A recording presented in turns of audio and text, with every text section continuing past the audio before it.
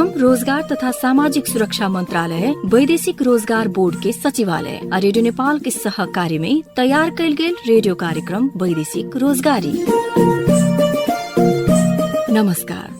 वैदेशिक रोजगारी कार्यक्रम अब रेडियो नेपाल के प्रादेशिक प्रसारण केन्द्र बर्दिवास 103 मेगाहर्ज पर प्रत्येक बुध के संझिया 4:30 बजे 15 मिनट खातिर प्रस्तुत होगी। ये कार्यक्रम मीडियम वेव 11 से 43 किलो हर्ज के साथ ऑनलाइन में www.onlineradiionepal.gov.np आ मोबाइल ऐप से विश्व के कोनो स्थान में रह के सुन सके निसन।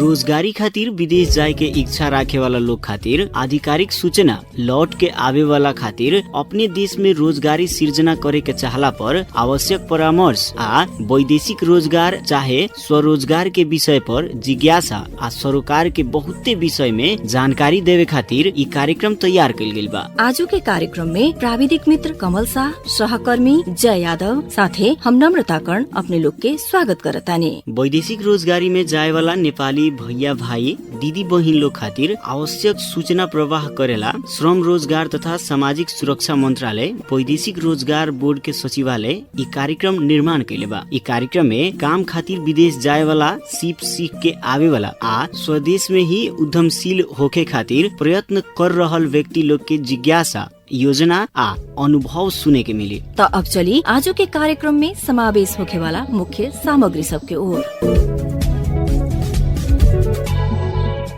दुबई पेठादेम कहत 3 लाख रुपया ठगी कैल आरोप में 2 जना पकड़ाउ परल बड़न। चितवन रत्ननगर नगरपालिका वार्ड नंबर 16 के काठमांडू तारकेश्वर नगरपालिका के 5 नंबर वार्ड में रहत आइल 40 वर्षीय नवीन खड़का आ मकवानपुर के अभिन काठमांडू तारकेश्वर नगरपालिका वार्ड नंबर 5 रहत आइल 33 वर्षीय चमेली चौहान पकड़ाउ परल बाड़ी। काठमांडू उपत्यका अपराध अनुसंधान कार्यालय नवीन के बानेश्वर आ चौहान के बालाजू से पकड़ाउ कैले बा।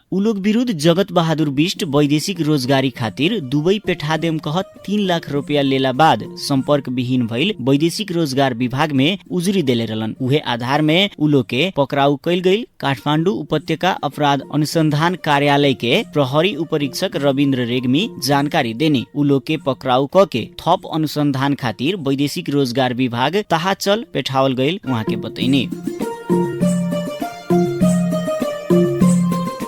अगहन महीना में 71,000 से बेसी नेपाली नागरिक वैदेशिक रोजगारी खातिर विदेश गइल बाड़न। वैदेशिक रोजगार विभाग के तथ्याङ्क अनुसार पुनः श्रम स्वीकृति सहित 71,276 जना श्रम स्वीकृति लेले बाड़न, जेमे 36,080 जना पहिला बेर श्रम स्वीकृति लेले बाड़ा लोग। अगहन महीना में संसार के 108 गो देश में वैदेशिक रोजगारी में जाए के बा कह के नेपाली लोग श्रम स्वीकृति लेले बा। ऊ तरीका से बाहर जाए वाला में 64,342 जना पुरुष आ 6,934 जना महिला लोग बा। श्रम स्वीकृति लेवे वाला में भी 31,496 जना पुरुष आ 4,584 जना महिला लोग बा। अगहन महीना में व्यक्तिगत श्रम स्वीकृति मार्फत 7,997 जना विदेश गेल बा लोग। मैन पावर तथा एजेंसी मार्फत 26,375 जना विदेश गेल बा लोग। वही तरह अघन महीना में सरकार ही स्वयं 1,708 जना के वैदेशिक रोजगारी में विदेश भेजले बा, जौना में सभी जना दक्षिण कोरिया गइल बाड़न। व्यक्तिगत रूप में पुनः श्रम स्वीकृति लेवे वाला के संख्या 35,196 गो बा। वैदेशिक रोजगारी में जाए वाला सबसे बेसी धनुषा जिला के लोग बा। धनुषा से अगहन महीना में खाली पुनः श्रम स्वीकृति सहित 3,621 जना श्रम स्वीकृति लेले बा लोग। वही तरह दूसरका में झापा जिला बा। झापा से 3,397 जना पुनः श्रम स्वीकृति सहित श्रम स्वीकृति लेले बाड़न। वही तरह मोरङ,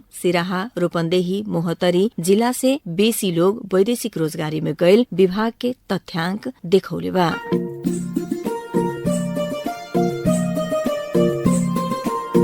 वैदेशिक रोजगार विभाग इजरायल में रोजगारी के प्रलोभन देखावे वाला विभिन्न व्यक्ति तथा समूह सक्रिय रहला से सचेत रहे खातिर आग्रह कैले बा। नेपाल सरकार आ इजरायल सरकार बीच के श्रम समझौता अनुसार मात्र इजरायल के दीर्घकालीन स्याहार केंद्र में नेपाल से सहायक कामदार भेजे वाला काम हो रहल विभाग के प्रवक्ता तथा सूचना अधिकारी कविराज उप्रेती जानकारी देले बानी। उनका अनुसार इजरायल के कृषि क्षेत्र में नेपाली श्रमिक ले जाए वाला विषय पर इजरायल इजरायल संगे विचार विमर्श हो रहल बा, बाकिर अभी तक ई विषय पर कौनो निर्णय नइखे भइल। वैदेशिक रोजगार विभाग सार्वजनिक सूचना प्रकाशित कके कृषि क्षेत्र के लर्न एन्ड अर्न कार्यक्रम तथा औरी क्षेत्र में रोजगारी के अवसर बा कह के ठगी करे वाला गिरोह सक्रिय रहला से सचेत रहे खातिर आग्रह कैले बा। ऐसन किसिम के ठगी के संबंध में सूक्ष्म अनुसंधान हो रहल आ ऐसन सूचना तथा गिरोह के प्रलोभन में ना पड़े खातिर विभाग द्वारा प्रकाशित उ सूचना में उल्लेख कैल गेल बा।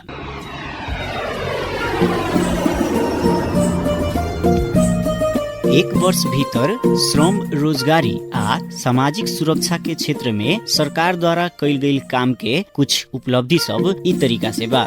वैदेशिक रोजगारी में जाए वाला श्रमिक, विदेश में स्वरोजगार में रहल व्यक्ति, स्वदेश भीतर अनौपचारिक क्षेत्र आ स्वरोजगार में रहल व्यक्ति लोग के भी योगदान में आधारित सामाजिक सुरक्षा योजना में समावेश करे वाला कार्य के शुरुआत कर गई बा। अभी तक औपचारिक क्षेत्र में रहल 4,64,721 जना, वैदेशिक रोजगारी में रहल 4,94,292 जना, अनौपचारिक क्षेत्र में रहल 3 जना आ स्वरोजगार में रहल 34 जना कके जामा 9,59,050 जना व्यक्ति लोग योगदान में आधारित सामाजिक सुरक्षा कोष में सूचीकृत भेल बा। आ ई अवधि में थप 4 से 34 सहित योगदान में आधारित सामाजिक कोष में सूचीकृत होके वाला प्रतिष्ठान रोजगारदाता के संख्या 18,473 पहुँचल बा। श्रमिक लोग के न्यूनतम ज्याला में वृद्धि कके 17,300 रुपया पहुँचावल गईल। सम्मानीय प्रधानमंत्री के अध्यक्षता में विभिन्न 12 गो मुख्य श्रम गंतव्य मुलुक में कार्यरत राजदूत,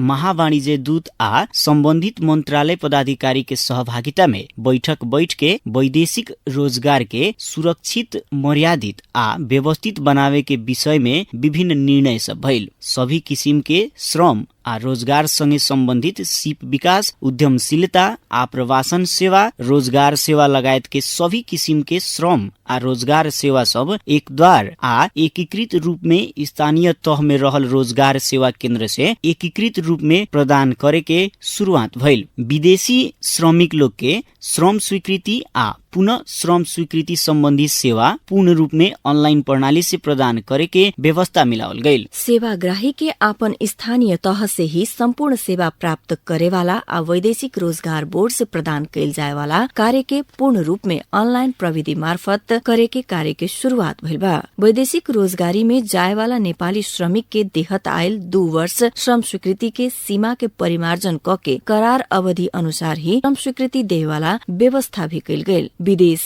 स्थित नियोग से ही पुनः श्रम स्वीकृति प्रदान करे वाला व्यवस्था कैल गेल बा। वैदेशिक रोजगारी में गैल कामदार लोग के कार्यस्थल में आए वाला स्वास्थ्य संबंधी समस्या सब संबंध में परामर्श उपलब्ध करावे खातिर मिति 2079 चैत 15 गते से टेलीमेडिसिन सेवा संचालन कैल गेल बा। वैदेशिक रोजगारी से लौटल श्रमिक के पुनः एकीकरण खातिर चालू आर्थिक वर्ष में 25,000 व्यक्ति लोग के रोजगारी प्रदान करे वाला लक्ष्य सहित कोशी प्रदेश आ मध्य प्रदेश से 10-10 गो कके 20 गो स्थानीय तह सब चयन कके पुनः एकीकरण कार्यक्रम संचालन में लियावल गयल। स्थानीय तह में रहल रोजगार सेवा केंद्र से वैदेशिक रोजगारी के क्रम में मृत्युवरण भइल 10,042 गो मृतक के परिवार के आर्थिक सहायता प्रदान करे के, अंग भंग चाहे मरेजी भइल जम्मा 415 कामदार के आर्थिक सहायता प्रदान करे के आ वैदेशिक रोजगारी के क्रम में मृत्यु भइल व्यक्ति के संतान सब मध्य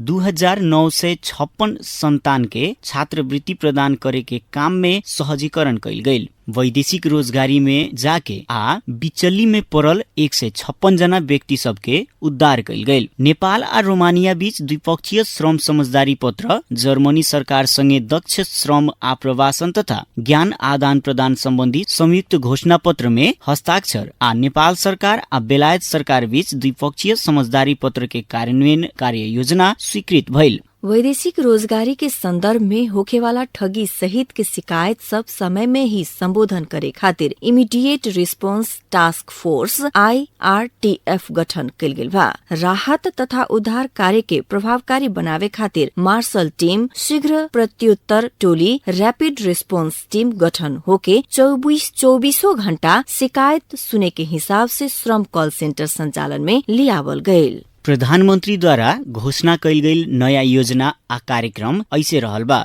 विदेश में रहल नेपाली लोग के मतदान करे वाला व्यवस्था कैल जाए। ऑनलाइन से ही राहदानी वितरण करे के व्यवस्था कैल जाए। वैदेशिक रोजगारी की प्रक्रिया के पूर्ण ऑनलाइन क के बैंकिंग प्रणाली संगे जोड़ल जाए। कार्यक्रम वैदेशिक रोजगारी सुन रहल बानी रुआ। आ वैदेशिक रोजगारी में अब हम बात करे जा रहल बानी ई जौन सामी परियोजना के बारे में हमनी के सुनले बानी सन। इहे सामी परियोजना से जुड़ल एक जना व्यक्तित्व बानी हमनी संगे आज के कार्यक्रम में। उहाँ के हम कार्यक्रम में स्वागत करेम आ सामी परियोजना के बारे में और विस्तृत जाने के प्रयास करेम। सर नमस्कार, स्वागत बा वैदेशिक रोजगारी में। नमस्कार सर, धन्यवाद। सर सबसे पहले राउर परिचय से हम शुरुआत करें, परिचय करावल जाओ। हमार नाम पर शिव चरण प्रसाद रौनियार जी, घर हमार पर्सा जिला बा। सामी कार्यक्रम में हेलबेटास अंतर्गत रह करके कार्यक्रम के रूप में कार्यरत बनी। हमारी वो फील्ड ऑफिस वीरगंज में यहाँ रह करके हम 12 पर्सा और रौटहट साथी लोग के सहयोग करें। सर अभी सामी परियोजना कथी हुए तनका एकरा बारे में बता दी। सामी परियोजना नेपाल सरकार और स्विस सरकार के आपसी समझदारी में संचालित कार्यक्रम हुए और ये कार्यक्रम विशेष करके वैदेशिक रोजगार के जौन क्षेत्र बा, जौन युवा लोग हमनी के देश से बहुत ज्यादा संख्या में वैदेशिक रोजगार में जा रहल बानी, उ लोग के वैदेशिक रोजगारी के यात्रा जौन उद्देश्य लेकर के करेनी, ओकरा लेल वैदेशिक रोजगार के क्षेत्र में जौन समस्या देखल बाटे उ समस्या के न्यूनीकरण करे खातिर ई कार्यक्रम लागल बाटे। एमे विशेष करके वैदेशिक रोजगार के सुरक्षित, मर्यादित और उपलब्धि मूलक बनावे के हिसाब से ई कार्यक्रम संचालित बाटे। सर अब ई सामी परियोजना के शुरुआत कहिया भइल, कैसे भइल, एकर बारे में भी तनका बताई ना। ई सामी परियोजना सर अब हमने के नेपाल से तो वैदेशिक रोजगार में जाए के क्रम बहुत पहले से रहे। 2042 साल से रिकॉर्ड बा एकर, लेकिन नेपाल सरकार आकर के 2051-52 से कर हका फका तथ्यांक राखे लागल और व्यवस्थित रूप से 60 के दशक में अजय व्यवस्थित करे के लिए एन आयल, नियमावली आयल है ना। ई कार्यक्रम जो हमने के सामी कार्यक्रम संचालन भइल, ये वैदेशिक रोजगार में जाए वाला युवा लोग के जो समस्या देखा पड़ल देश में विदेश में, और पत्र पड़े के, ठगी में पड़े के, मृत्यु होके के, वहाँ से विभिन्न किस्म के समस्या लेकर के लौटे के और विदेश गैला के कारण से यहाँ देश के जो देश में घर परिवार बा, ई घर परिवार भी विभिन्न किस्म के समस्या में भोग रहल के अवस्था रहे। सूचना के अभाव में युवा लोग अलहलई में ला करके विदेश जाओ समस्या में पड़े। इस सब की सिचुएशन देख करके नेपाल सरकार और स्विस सरकार इस क्षेत्र में भी काम के जरूरी बा कह के महसूस करके 2011 साल से एक शुरुआत भेल सर। और एक शुरुआत 2 जिला से भेल, पहाड़ के जिला से खोटांग और तराई के जिला से सर्लाही से भेल। 2 जिला में जब परियोजना लागू भेल और क्रियाकलाप आगाड़ी बढ़ल, एक उपलब्धि जब देखलक नेपाल सरकार और स्विस सरकार देखला के ना और विस्तार के जरूरी बा और जिला भी ओगटल जरूरी बा कहते सलाह करके अभी तक ले आकर के एक तीसरो चरण में 39 को जिला में कार्यक्रम संचालन बा सर। और शुरू में स्विस सरकार के पूर्ण रूप लगाने से परियोजना चलते रहे और हेलबेटास नेपाल इम्प्लीमेंटेशन करते रहे जिला जिला में स्थानीय सेवा प्रदायक संस्था छोड़ करके, और बाद में नेपाल सरकार ही अपन आंतरिक स्रोत से भी लगाने करके अपन बजट लगाने करके इस परियोजना का विस्तार कैले बा सर। और अभी तक ले 39 को जिला में नेपाल सरकार और स्विस सरकार के सहकार्य में परियोजना चल रहा बा। जी जी, बहुत बहुत धन्यवाद सर ई जानकारी खातिर। धन्यवाद सर।